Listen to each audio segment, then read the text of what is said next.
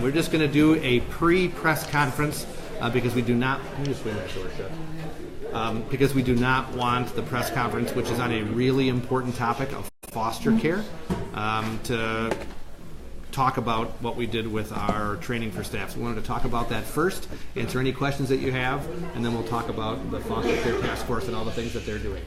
So first of all, today, Minority Leader Hintz and I last week talked about the need to ensure that every single member who works for the State Assembly feels that they are in a supportive environment where if, God forbid, something happens where a person feels that they are either being harassed or that they are in an unsafe place, that they know exactly what the Assembly Policy Manual covers, what the processes are, and that we are totally committed to ensuring that every single person who works in the Assembly is in a safe workspace where for some reason they feel that they are not being treated fairly, that they understand all of their rights and the fact that we will back them up. So that's what we had our staff meeting to talk about today. And I'll let Gordon comment if you want to say anything. Yeah, just want to echo, the Speaker and I are committed to making sure that this institution is proactive, that staff and members are clear about the channels available to them, and we are going to make sure that this becomes a regular part of the orientation for every member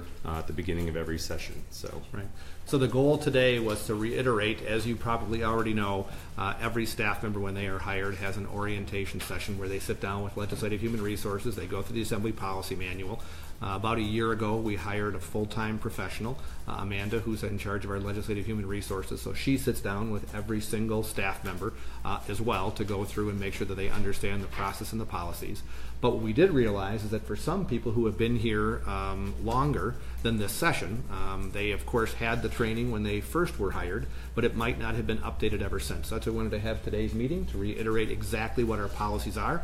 And then as Gordon mentioned, going forward, it's our intention at the beginning of the next session to have mandatory training as part of our ethics training, which we already do for all staff at the beginning of every session, that all staff and legislators would be required to go through this additional part of the training in addition to ethics. It would also cover our harassment policy. We have been very lucky that in the Assembly we have been a really good workplace. We have had very few incidences, at least since I've become involved, of any kind of harassment, and we want to keep it that way. Okay, any questions about that?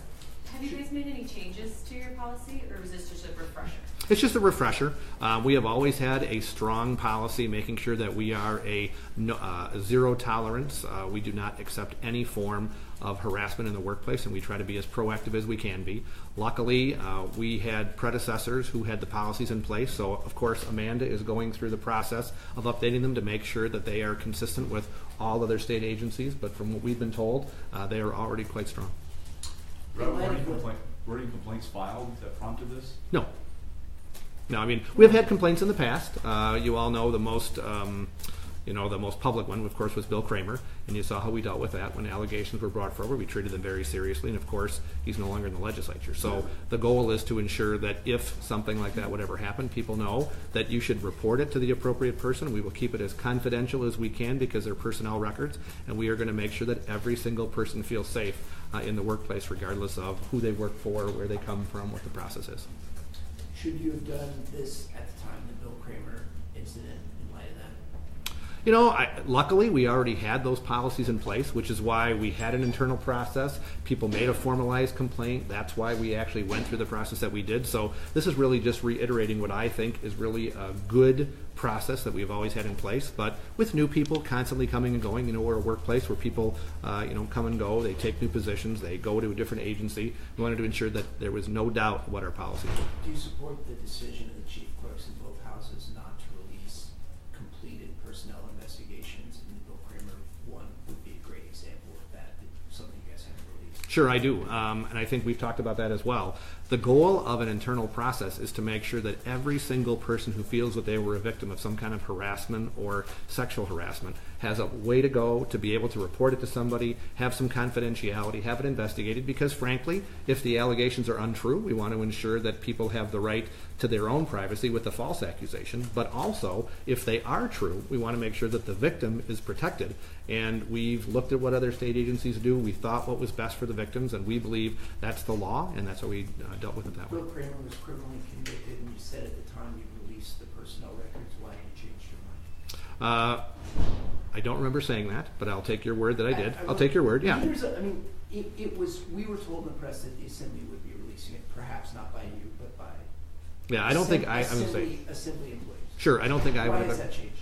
Well, it really hasn't changed. We want to make sure that people feel comfortable bringing forward any accusation and knowing that it will be dealt with severely and swiftly if it's true, which is exactly what happened with the Assembly. So our process has always been focusing on making sure that justice happens for the victim. So if they are in the workplace, they feel safe, they shouldn't be the one who has to leave the workspace or have any kind of an issue where their career is potentially put on hold.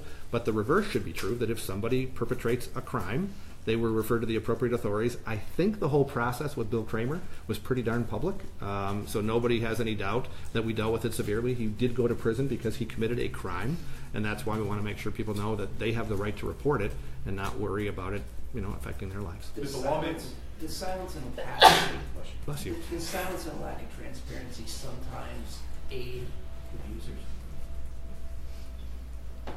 Well, I think that the whole process is to ensure that someone actually gets justice, which is what's happened every single time that I have seen in the Assembly, because we have a good, strong policy that guarantees that we have the opportunity for victims to come forward. You look at what's happening this session. We are bringing forward ideas like Marcy's Law, which had broad support, and we know that the idea is to make sure that victims are the ones who are not forgotten in the system. Now, I understand sometimes in the zeal of the press, you don't really worry about naming the victims and all those kind of things. Our job is to ensure that people who want to come forward feel safe and that they are confident that we will treat it with the respect and the due diligence that it deserves. But if a lawmaker is as a subject of a harassment complaint and reaches a settlement, don't taxpayers and voters, shouldn't they know that lawmaker representative is the subject of a complaint like that? Yeah, I agree with you. I mean, we do not have that process. We do not have a settlement. There hasn't been any of those kind of things that have happened in the Assembly under any time that I know of. Now, maybe it happened before I got elected or before I was Speaker, but I doubt that has ever occurred. Luckily, we already have a system in the state where you can look at every single expenditure that happens in the Assembly. So you can go on to Open Book and you can see all of the checks that have been written. So feel free to go and do your due diligence. But that's never happened in the Assembly that I know of. Can you just explain what the process is if it is a lawmaker who is the subject of a complaint, since employment is a little bit different from, say, a staff member? Sure. So, of course, the minority leader and I, we are the leaders of 99 independent contractors, in essence. They work for the voters and the taxpayers in their district. But they do have responsibilities to the institution. They are given the opportunity to be a ranking member or a chairman at our discretion. They have staff at our discretion. So if for some reason we saw somebody who was creating a situation where there was a hostile workplace, I think we have both agreed unanimously that we would take it seriously and we would make sure that the staff member feels safe, or the fellow legislator, if it was between two legislators, that we would step in to ensure that the workplace decorum and that the fairness was maintained. Want to comment? Only that this was a question that came up at the training that we had with that Amanda held. The complaint can still be made through the HR process, but then it would come back to us, as the speaker explained. And I think we can both assure that it would be handled appropriately. So the process is, if there's a human resource complaint filed for a staffer, does it go to their boss and go to you? So there are 3 ways that you can, well, there's actually 4 ways technically that you can report it. You can go to either one of us, you can go directly to the human resources officer, or you can go to your supervisor. So you have multiple outlets. If you don't feel comfortable because perhaps your boss is the one who's dealing with it, you can approach either one of us. If you don't feel comfortable with us because it's a legislator, you can go right to human resources. And that's why it's really important that people have an internal process where they know that they have a person to talk to who is going to keep it confidential, and then it won't become a political issue as opposed to a personnel issue. So we if tried it to goes put to human resources, do you or that person's boss find out that a complaint was filed?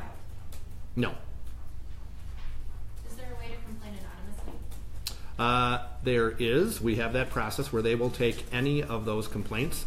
Now, I will say that, if you have an anonymous complaint, it will be taken seriously, but it's awfully hard to step in and prove an anonymous complaint. You have to actually have somebody who says, this occurred and have someone do the due diligence. But that's why, it is not our job to be the investigators. That's why we have a Legislative Human Resources Office who will begin to do the investigation. They'll talk to the folks who were involved, and that's why we want to keep the process as apolitical as we can to guarantee that at the end of the day, justice is served and it doesn't become a political process. What is justice? What are the repercussions for a complaint being filed and someone found guilty of harassing another staff member? Sure. So first of all, it's not necessarily guilt because we're not a criminal process, right? We just go through the normal personnel process you would in any workplace.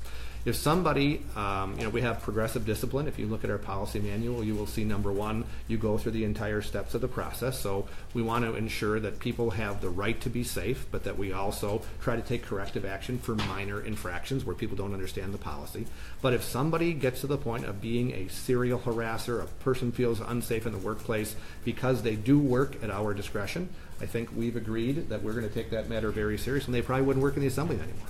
But that's the process that we need to go through to make sure we have a complete document, that we treat people fairly, because we have both sides that we need to make sure have the right to have their views heard so that we understand it. But that's why a neutral arbitrator like the Legislative Human Resources Office is the best vehicle in my mind, not having to go to us where it becomes a member says this or a staffer says that.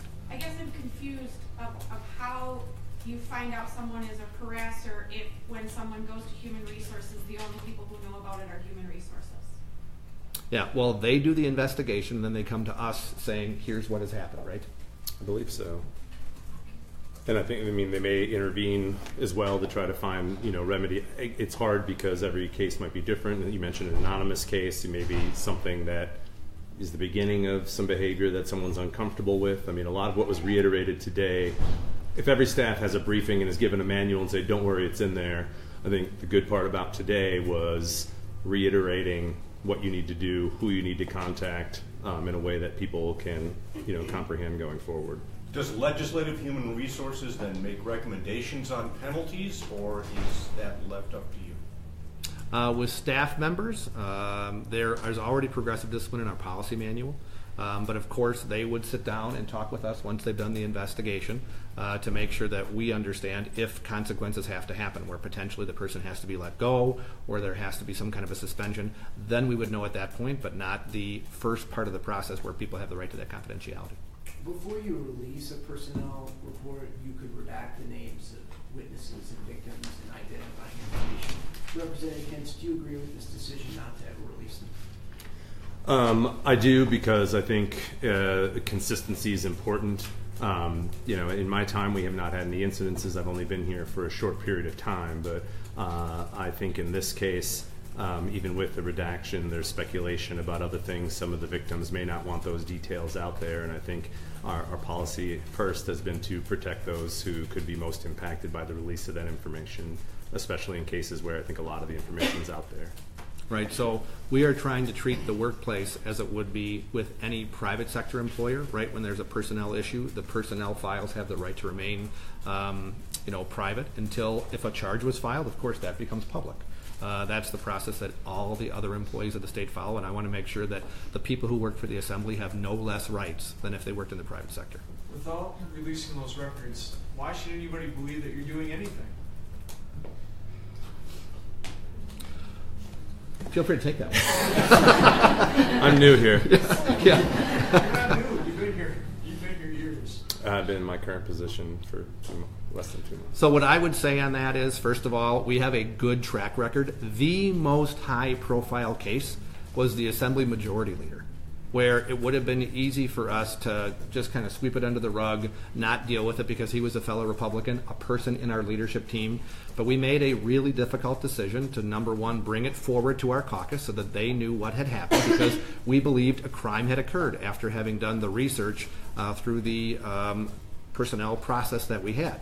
He was thrown out of the caucus. He was thrown out of his leadership position, ultimately convicted, and left the legislature. That is about the most severe penalty that someone could get, showing that what we mean is that we are serious about ensuring that if a crime occurs, they'll be prosecuted.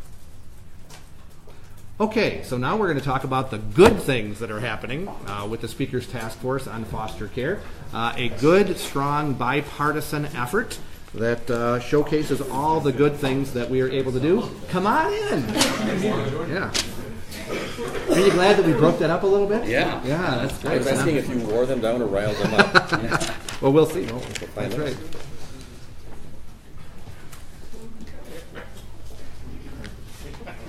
So come on in. No. It's just my tongue. Okay, well, thank you everybody for being here today. Last June, we created the Bipartisan Speakers Task Force on Foster Care. It was tasked with developing ideas to help improve a system that literally deals with thousands of Wisconsin children on an annual basis. The long-term goal was really to end the multi-generational cycle of government dependence and ensure that our system is doing what we intend, which is to take care of those who are vulnerable and put them on a path to success. We do know that unfortunately studies show that 1 in 5 foster kids will become homeless before or after the age of 18. We know that only half will be employed by the age of 24. Few will finish college, and even fewer will graduate with a degree. A majority, unfortunately, are incarcerated at some point in their life. So as we look at the foster care system, it is an incredibly important part of the process that state government runs to make sure that we take care of those children who have no place to go but depend on really good, generous people to help take care of them. We want to change the statistics that I just talked about, and the legislation that's been put forward on a bipartisan basis, I am confident will help take us in the right direction. It involved a very extensive process. The individuals behind me, the members, went around the state. They had 6 different hearings, and today we will learn about the final package of bills that they have worked together on a bipartisan basis to move forward to show that while Wisconsin has a good foster care system, we want to make it even better. So I'd like to thank, first of all, the co-chairs, Representative Doyle and Representative Snyder, who did a great job of shepherding these bills to come to today, and I'd like to turn it over to them where they can describe the process they went through and some of the bills that they'll be offering in the spring session. Gentlemen? Thank you, Speaker. Good morning, everyone. First and foremost, I just want to thank our committee members over the last 6 months working with us. It has been great working with my co-chair, Representative Doyle. It's been a great experience, and we really, when we put the kids first and their priorities, it's easy to get to these solutions or at least proposals. I also want to thank Representatives Ballwig, Rodriguez, Katzma, Nalen, Kitchens, Novak, Przynski, Subek, Myers, Billings, and Crowley. All of these folks brought a unique perspective to this foster care system, so it was so important to have their input as well. I also want to thank additionally Rachel, who is our legislative counsel attorney, who played a very significant role in this task force, attended every task force hearing, and was of great assistance with the proposals. And also want to thank Nicole and Margie, our staffers, who I tell you what, worked their tails off getting this all together. Well, since the creation of this committee, we've taken a very holistic approach. We've come to learn many aspects of the child welfare system, which means there are many different individuals involved. There's the children who are placed in out-of-home care, the foster parents who take these children into their homes, county employees, caseworkers who work with these children, and biological parents who have their child or children removed from their home. Many others are affected in some way as well. Throughout the committee process, we heard all the individuals involved. So this was important when drafting the legislation. We really heard from all sides of the issue. Through the process, we were able to identify some areas we wanted to focus on. The 13 proposals that we have issued out, described in the Speaker's task force summary. So let me go over some of these with you in brief. I think one of the most important ones, prevention. If somehow we can reach these at-risk families before the kids become part of the child welfare system, then we are helping them stay in their homes, helping these parents through some of the struggles and hurdles they have, and maybe prevent them from having their children removed from their homes. And that's reunification. That is the number one priority. So we want to do the best thing to keep the children in their homes. For the foster youth, we want to ensure that those who are involved in the child welfare system are placed in out-of-home care, that are given the tools they need to succeed. An important part of ensuring these children that are treated with the best care possible by supporting those who are supporting them, and that's the foster parents. We heard from many of the foster parents about some of the frustrations they have with our current system that they face when providing these kids with the proper care. So we want to make sure that these parents have the necessary tools they need to provide the most safe and loving environment to help these kids through their journey. County support. We heard how, especially with the epidemic of the opiates and meth, that the out-of-home placement of kids has really skyrocketed. We have heard about the caseworker loads and the burnout. That's why we're going to be putting together a legislative study on working with these counties to find out ways how we can help this, because we've learned that from the burnout with the turnover of caseworkers, that does affect the out-of-home care for kids. We want to also achieve timely permanence. Again, reunification is the #1 goal. We want these kids back with their family and their parents. But in some cases, this just isn't possible. And in that case, we want to avoid some of the hurdles of the delays. We heard from foster families that have had, in Wittenberg, when they came to Wausau, they've had 2 young girls that have been in their care for over 5 years. They've been trying to adopt. And that's a long time, and these kids go through the trauma. Are we going to be pulled out? Are we going to stay? And we just want something more. We heard from the judges, the advocates, the attorneys about ways that we can help streamline this and break down some of the barriers. And last but not least is our aging population. You heard the speaker say some of the statistics, and that is scary, because the incarceration rate, 1 out of 2. We heard from a young woman in Milwaukee who was a 30-year-old, and she had a little toddler with her. In fact, she voluntarily TPR'd 2 of her earlier children, but she was a foster kid when she was 10, and that cycle continues. This is ways we want to make sure that we can break that cycle. One way is education. We found out from Children's and Family, 84% of the kids want to go on to college, but the post-secondary education remains low. Only 20% of the kids who graduate high school attend college, and just 2 to 9% attain their bachelor's degree. So this is an area we're going to work. The feds already have some money for this, but we also are going to be issuing bills that will help with remission for our college, universities, technical schools on any other fees or tuitions that students or kids that have been part of a foster system in the state will have that ability to get the tools they need to find the careers that they choose down the road.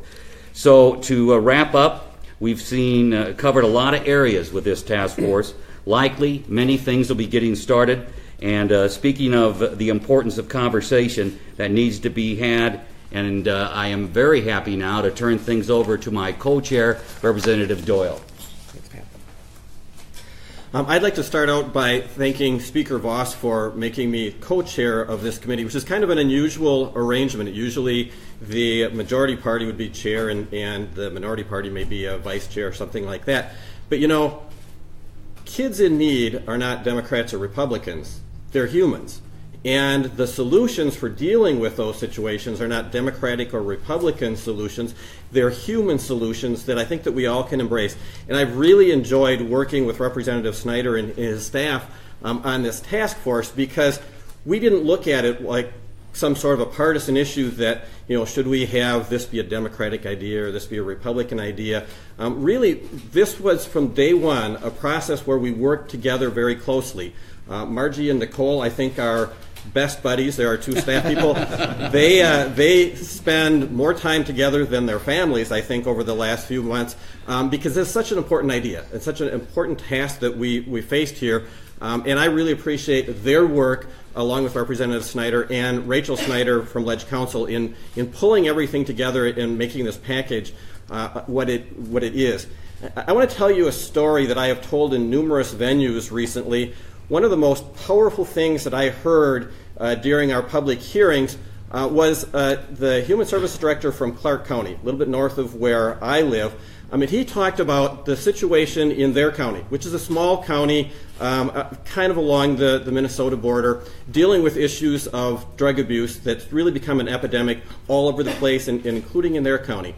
And he said that when they get a call from regarding a family where there's a drug issue. Perhaps the parents are using meth. They recognize that when a person uses meth, it goes into their system, but then it comes back out through their pores. And so when those kids in those families are being held, those babies are being held by their parents, the drugs are getting into the kids' system. And some of the people who testified said that, in fact, they have tested kids that have been at levels as high or higher than the parents for the drugs in their system. That's the kind of thing that we're facing. And here, listen to this. The social workers in Clark County, when they go out to those calls where they know there's a meth situation involved, they wear hazmat suits. Now, can you imagine the trauma to a kid being taken from his or her mother's arms by a person in a hazmat suit? That's the situation that we're dealing in the state of Wisconsin today. So this isn't just a problem that our judge in La Crosse, Judge Gonzalez, had talked about, where years ago it used to be filth and squalor.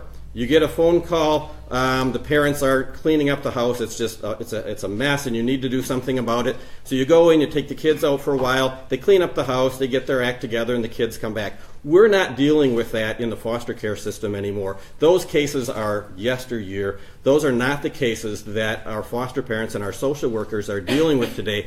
And that's why this really is a crisis, and I thank Speaker Voss for recognizing that this is A, crisis, and B, a bipartisan crisis that we need to deal with. So I want to talk about some of the bills that we are introducing. There's a package of 13 bills, which works out very nicely because we have 13 members of our task force, and each member is introducing a bill. So these are not just all Republican bills or all Democratic bills. Each bill has an author, one of our members, and each one has a co-author of the other party, to show that we really have been working together to try to put together a package that is, I would say, a non-controversial package. I can't think of a bill in the mix that people would look at and say, ooh, that's not a good idea.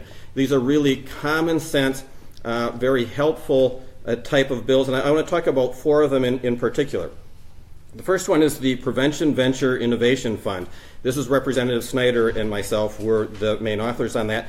And that's a grant program with a 10% local match. It's using $1 million of federal TANF dollars to encourage counties, tribes, other entities to think outside the box. I come from La Crosse County, where we were always interested in coming up with a new approach to things. In fact, we always used to talk about how so often when the state said, we've got some money available here that people, if you're interested in piloting a program, we'd be happy to, to give you some of that money. We used to talk about how we had more pilots than Northwest Airlines in La Crosse County because we wanted to think outside the box, and this bill will help promote that kind of idea. If you've got an idea to prevent kids from getting into the system in the first place, let's hear it. Let's see if we can throw a couple dollars at it. Again, not a huge amount of money because we don't think that we can spend our way out of this problem. We have to think our way out of this problem. The second one is the Foster Parent Support and Foster Child Normalcy Grants.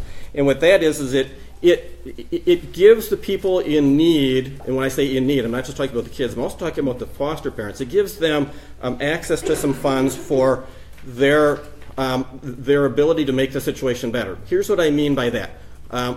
With the onslaught of the drug epidemic in our country, a lot of our foster parents just need special training.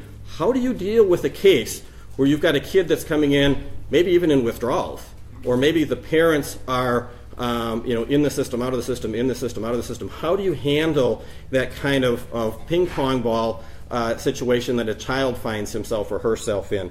What about the kids that they need money for after school activities? The foster parents maybe don't have that kind of money, but boy, if we can get kids into the Y or the Boys and Girls Club or a soccer league or something like that and keep them from getting in trouble, part of what Representative Snyder talked about with prevention, that's a form of that. So we're looking at trying to help those kinds of things. Representative Snyder also talked about, and Speaker Voss talked about, how kids that are in the foster care system don't find themselves 10 years later in a healthy, stable job with a college degree, things like that. We have a bill that, actually this one is going to be introduced by Representative Novak and Representative Billings, that will provide assistance for in-state university or tech school education for kids that have been in the foster care system. UW Stout also has a program where kids that are in the foster care system are helped, recognizing that they don't have the financial resources, so they're helped with housing, they're helped with some of the material needs that they have, that assists them in getting through college, because as was mentioned, those statistics are just really dismal, and anything we can do to get those kids on the right track will prevent future problems. I want to tell you a quick story about my earlier career. I started out as a lawyer in La Crosse, dealing with kids as a guardian ad litem for kids that were in the foster care system. And it would break your heart when you see some of the things that were going on. And I would notice a few years later when I'm in court and I'm looking at the criminal calendar, some of those same kids that were foster kids are now in the criminal justice system. That's the cycle that we're trying to break with these kinds of programs, and I'm really excited about that. Last one I want to talk about is the other thing that I'm really excited about, the CASA program. Court-appointed special advocates. For those of you who are not familiar with that program, we have it in La Crosse. It's been a very, very successful program. The CASA volunteers are commonly referred to as the eyes and ears of the court. They are the people that go out and they meet with that family once or twice a week. They get to know the kids. They get to know the foster parents. They get to know the biological parents, and they can report back to the court what they're seeing going on. They don't work for the social worker, they don't work for the county, don't work for the foster parents, they work for the court to be able to report back saying, things are looking good, or maybe we could work a little bit on this or a little help there. Most exciting of all is when they come back to the court and say, we see some real progress here. So having seen how that's worked in La Crosse, I'm excited that this bill will help to expand that program around the state. So it's been great working with Representative Snyder and his staff. Again, I appreciate Speaker Voss appointing me to be co-chair of this committee, and we'll be happy to answer any questions.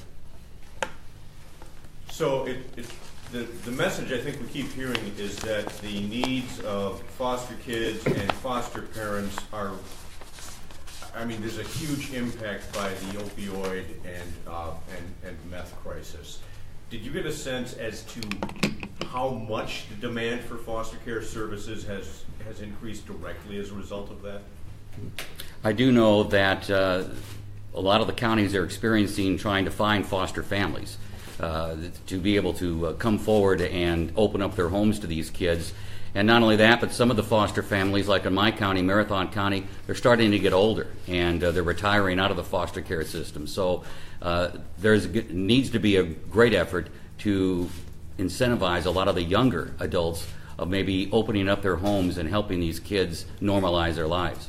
We did ask a lot of our professionals, the human services directors, social workers, and so forth, what kind of numbers they were seeing.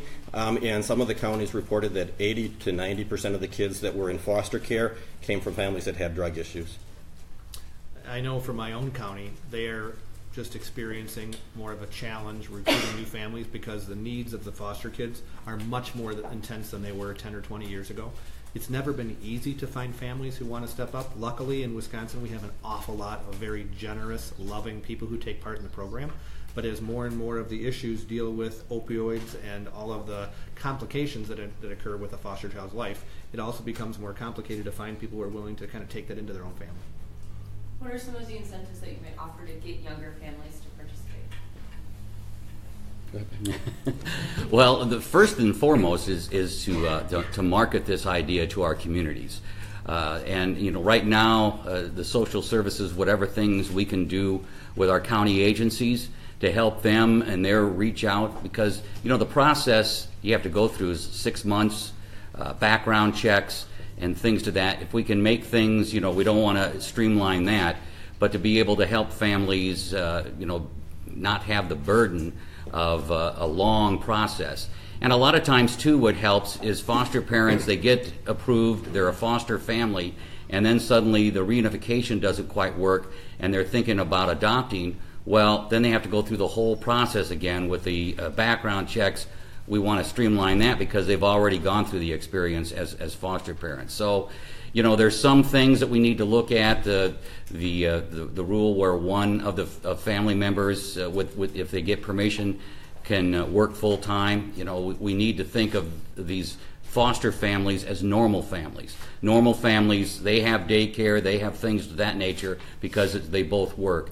So little things like that could help clear, like, hey, we can do this. bring another child into our family. I just think that the opportunity's out there, and there's a lot of giving folks. Steve? One of the things that we were told repeatedly, and we already knew this obviously, is that foster parents aren't in it for the money. And throwing money at them isn't going to get more foster parents or better foster parents. What we really need to do is to make the foster parents feel appreciated, feel comfortable, feel capable. And when I say capable, again, as Speaker Voss mentioned, the types of kids that they're dealing with aren't the types of kids that most of us are used to having in our home. And so there are special techniques that you need to deal with, special behavioral issues that they need to address. So to give the foster parents education and respite services, I think, are really key components to making the system work better. And so it's that kind of thing that we're looking at in terms of incentives. There are people out there that are interested in doing this. They just need to feel that they're able to do this and that they're not just going to get run over by the whole process. How many registered foster families are in Wisconsin, and how many more do you need? We saw those numbers. I'm looking at the staff. That's the really smart See, thing. we always look at the staff because they know all that information to us.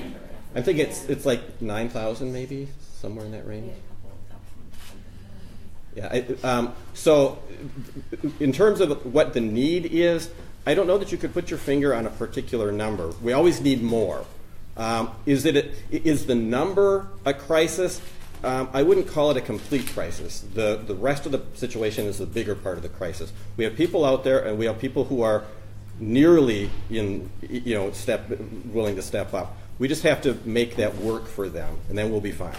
That's why it's important with the prevention to be able to reach out when there's a red flag with a family and step in and try to somehow stabilize the biological parents with their kids, with the home visits, with the community response programs, because if we can keep them in home, then the need for more foster care isn't, and also it doesn't drain some of the county coffers with the out-of-home placement. I know in Marathon County we're I think near or above 300 kids out of home just this year alone, and it's driven by the opiate meth problems that we've had. 80% of that.